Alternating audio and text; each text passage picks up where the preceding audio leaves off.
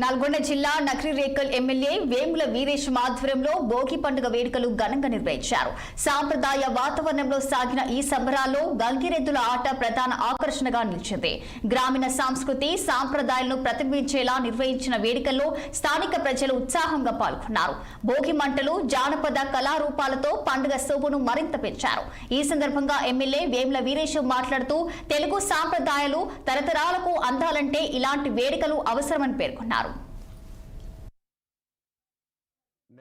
నకరికల్లో ఈరోజు భోగి మంటలు వేయటంతో పాటు ఈ నియోజకవర్గ ప్రజలందరికీ కూడా భోగభాగ్యాలు కలగాలని ఈ భోగి పండుగ సందర్భంగా ప్రజలందరికీ కూడా పేరు పేరిన శుభాకాంక్షలు తెలియజేస్తూ రేపు సంక్రాంతి శుభాకాంక్షలు కూడా తెలియజేస్తూ ఉన్నాం.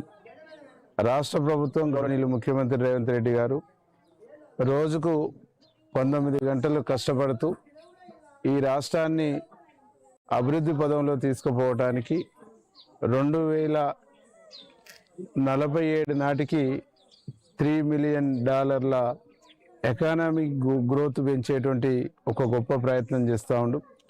దేశ విదేశాలు తిరిగి పెట్టుబడులు తీసుకొచ్చి ఇక్కడ ఉన్నటువంటి నిరుద్యోగ యువతకు ఉద్యోగ ఉపాధి అవకాశాలు కల్పిస్తూ ఈ రాష్ట్రాన్ని అన్ని రంగాల్లో ముందుకు తీసుకుపోవడానికి ప్రయత్నం చేస్తూ ఉండు.